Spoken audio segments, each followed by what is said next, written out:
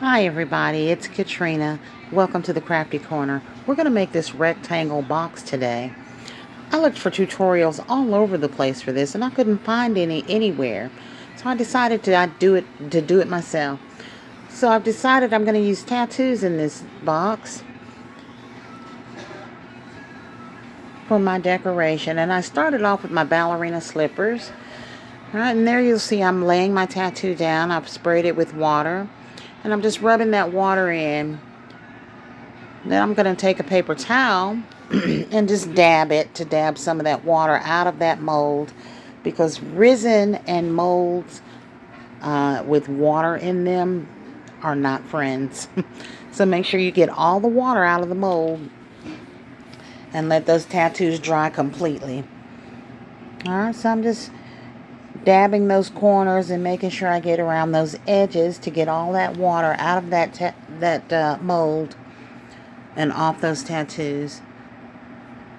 And there's our ballerina slippers, very nicely laid. And I'm not done with this. I decided I was going to go in and put a butterfly in there because I think butterflies are so cute. And I wanted to give our box a little bit of color to it. Now these boxes are not hard to put together, but or to pour, but they can be a little difficult to put together because they do have some intricate parts to them. But we're going to look at all of those. And there's an easy fix for those if you can't get them in through the holes. Alright, I'm just dabbing the rest of that water out. And you'll see I've labeled my mold there so that I know which ones are the sides, where the ends are, and where the bottom and tops are. So right now the piece that I'm working on is the top. And I got this rectangle mold off Amazon. And it's just a very small, it's kind of like your domino box, but it doesn't have the hinge opening. It just has the lid that you lay over the top. Alright, and there's our beautiful butterfly that I put on the lid as well. And I decided for the side pieces that I would do a bouquet of flowers. Alright, and these are lavender flowers. Kind of go with the butterfly and the purple in the butterfly. And I'm just trying to keep it all within the same coloring and the same theme. Pretty things that girls like. Clearly this box will be for a little girl. Alright, and I happen to have two of these tattoos, so I'm going to put one on the other side panel as well. So our two side panels will have the two bouquet of flowers on them. Make sure you pull that film off of your tattoo, because if you don't, your tattoo is just going to attach to the other side of that film. Alright, so we're not going to put this on the bottom. We are going to put it on the side.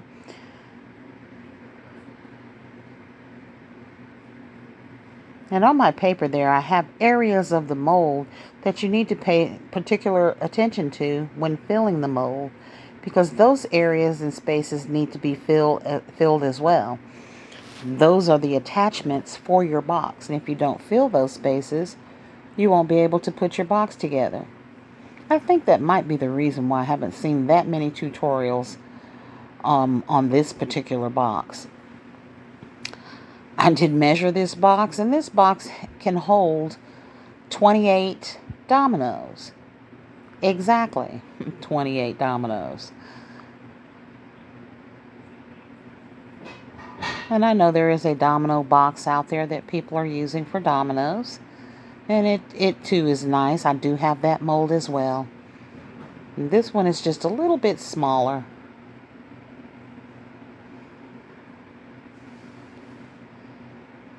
And so those are the designs that I placed on the mold.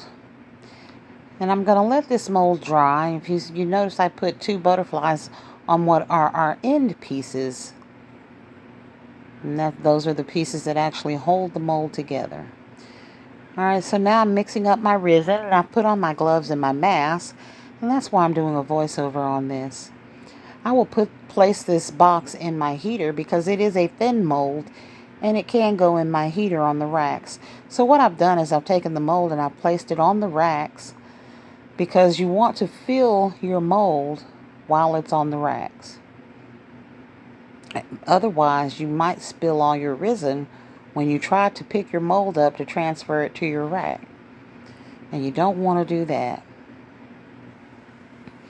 And I'm just placing it on the rack the way that I will have it when it's in the heater. And I've moved that one over so that I can place some other items in there as well. And you'll notice my friend Blueberry standing there watching us. Alright, so now I'm just mixing up my resin. And here I'm using Amazing Clear Cast that I purchased from Hobby Lobby. And I actually happened to find a gallon kit this time.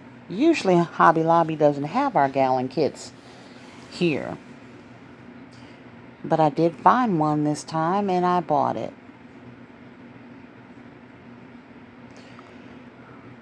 It is a little pricey at Hobby Lobby. You can get it much cheaper on Amazon.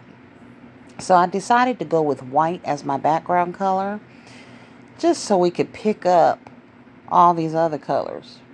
Alright, and I poured that white into, or I'm going to pour that white into my mold. I decided to go in and just give the lid some color with my chameleon powders.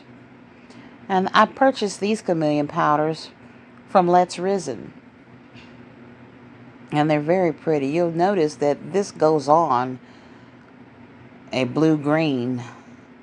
Alright, and that's our color shift in those. But I just wanted to give our lid a little bit of color without taking away our decorations. And of course, they would have shown up on white as well, but I wanted to put a little bit of color in there. And my initial thought was to do my lid in black. But I decided that because I'm using those tattoos and I didn't want us to lose our pictures, that I would use white and just do the chameleon powder so we get a little bit of color shift in our box. So I'm just going around the edges to make sure that I get that color on every part of the top of that mold. And that is our lid again. That is the top of the mold.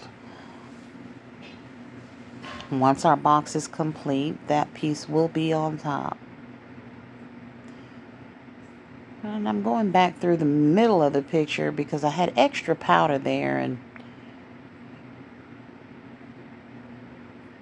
a little bit of chameleon powder goes a long, long way.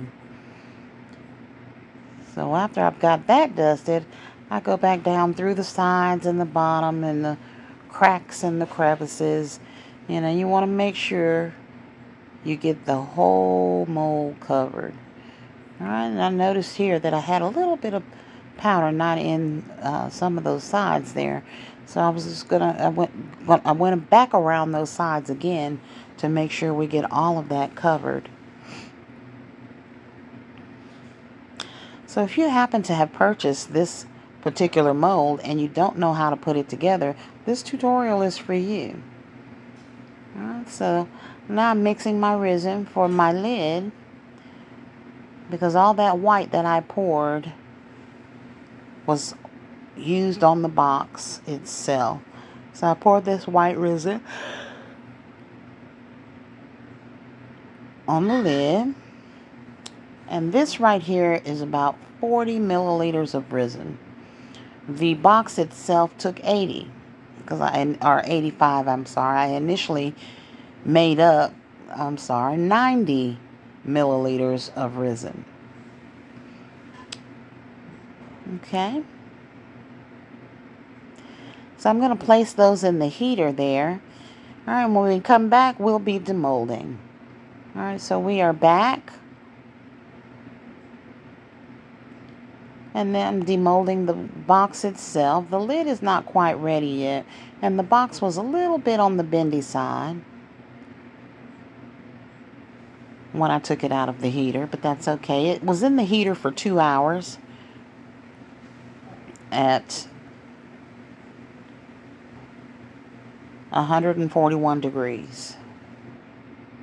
Alright, Those are your very intricate ends there that I was talking about. And these are your my end pieces that I'm taking out of the mold now. So as you can see, I had a little bit of overage there, but that's okay, because where that overage is, it's going to be very easy to cut that right down the middle there, and then peel off any resin that shouldn't be there, or cut off any resin that shouldn't be there. Alright, and our designs, as you can see, came out very lovely and nice, and they're popping. Okay.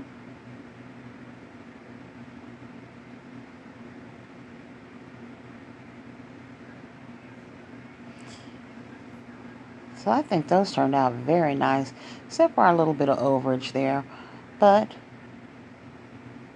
like I said, that's an easy fix, and I will fix those. Okay.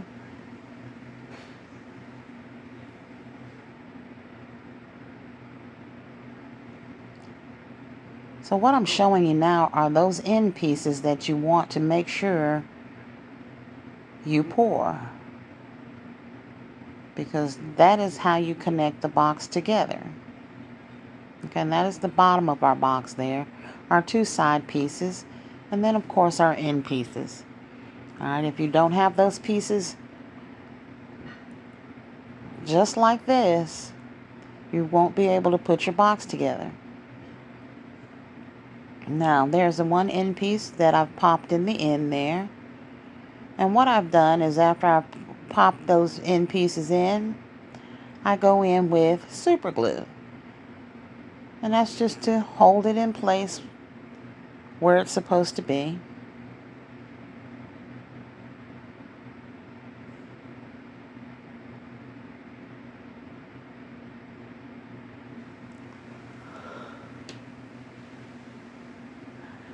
And it's best to put your end pieces on first. That way you don't have to pull your side panels over in order to pop them in. After you pop one side in, you don't have to pull another side over to pop it in. But as you can see here, I don't listen to my own advice. But this is a tutorial, and I do want to help you, and we learn and grow. So my recommendation is to put your end pieces on first, and then put your side piece on. But here I put my end piece on, and then I put my side piece on. And as you can see, they went on just fine.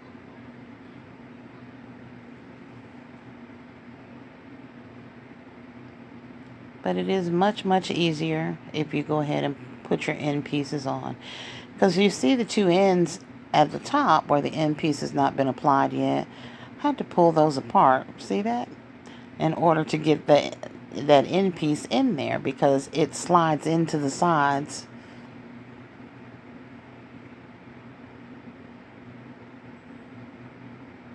So like I said, my advice is put your end pieces on first.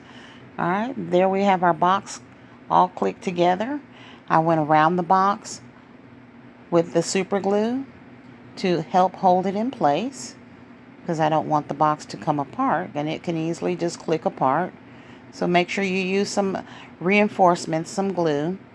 Alright, and now I also went around the outside of the box and secured those tattoos in place, because you'll notice that they're very sticky on the outside, simply because your tattoos are at the bottom of your mold. So the resin picks up the tattoo, but the tattoo is on the outside of your design. And I know when we're talking about resin, we have to say, make it make sense. Well, it was on the bottom of the mold, and it didn't get any resin up under it. So there's nothing covering the tattoo. So here I decided I would go in with some UV resin. And I put a very, very thin layer of UV resin on each side and the ends. And here I'm just scraping off the excess UV resin.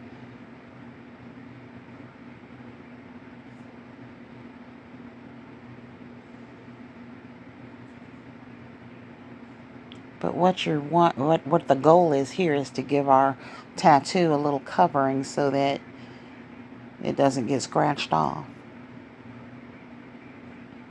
And then I put that in the UV light, and I'm going to let that cure for about 60 seconds, and I'll do that on each side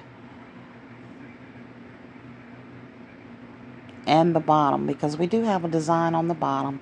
You know me, I got to be a little extra. I wanted the whole box to have something on it. So I put the designs on the bottom as well. So while you're watching this, I do want to give some shout outs to people that I admire and watch on YouTube. And I'll start off with the Crafty Nook. I think she's wonderful. She does a fantastic job on taking her time and working her projects. I was watching her today, and she was doing the phone stand, and it's probably an older video that she's put out before, but I just didn't get to see it till today. And I had people asking me about the phone stands when I did my last pop-up. So I was looking at tutorials on those, because their complaint was that they were bendy and they would fall over and things like that. So she did a very beautiful one on the Crafty Nook, and I enjoyed watching it. So I really do like her YouTube channel. I am a subscriber. Have been a subscriber of hers for quite some time now. I never get on her lives though. They usually are when I'm at work. And then some other people I like, Toonpish. First of all, I love her accent because I love listening to her talk. But she makes some very, very beautiful projects. And so if you're not familiar with who she is, then definitely look up Toonpish on YouTube and follow these creators, as they are very informative and they do a very good job creating. And here you'll see I'm doing the bottom of the box now. So all the sides and the ends are done. I didn't want you all to sit through the whole gruesome thing of me UV resining the whole box. So here I just wanted to make sure all my streak lines were going in the same direction, so that we wouldn't get a streak effect look on our box. All right, and I'm going to stick that in the UV light for 60 seconds. Maybe 120 seconds. Don't quite know. Alright, so there's our box all put together.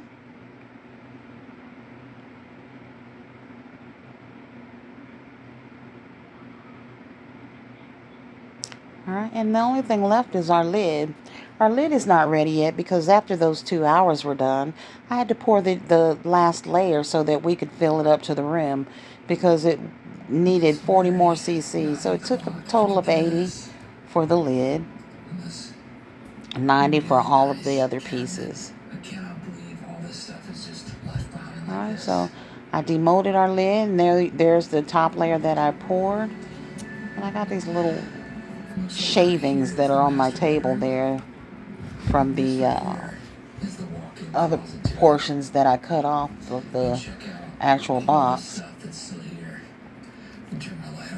So I always test the lids to make sure they stay on. But when I turn this one over, it falls off. So I have to fix it. And it was an easy fix, because it is still a little soft. Anytime things come out of the heater, sometimes you have to just let them sit a little while so they cool off. And then once they've cooled off, these Chanel bags and boxes have all been looted. Someone came and definitely looted a lot of this stuff.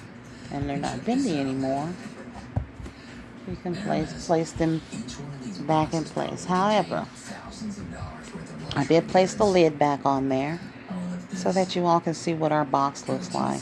And I think this turned out adorable. It is very cute. I think a little girl will love to put her little precious memories in here. Okay, and this was all done with tattoos. All this stuff, all brand new with the tags. Just in this closet.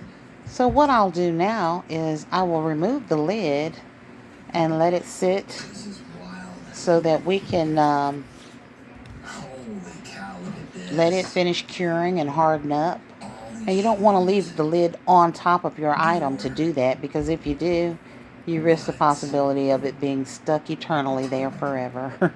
Because it will, I'm blown away right now. resin is attracted to resin, and if any of your resin is uncured or not finished curing, I'm blown away. it will finish curing and it will attach itself to any other resin pieces that it is close to.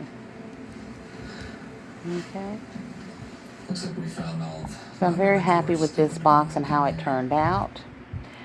Now, if you have a piece that didn't get enough resin in for your